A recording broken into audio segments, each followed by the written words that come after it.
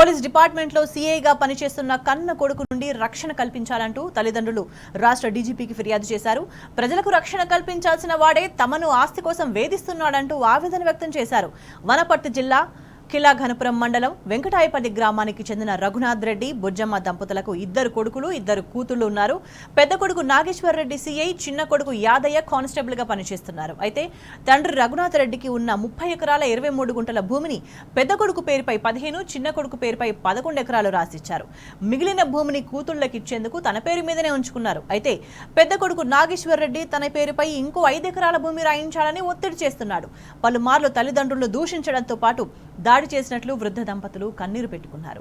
నాగేశ్వర్ రెడ్డి ప్రస్తుతం Rachakonda commissionerate multi zone 2లో సీఐగా విధులు నిర్వహిస్తున్నాడు.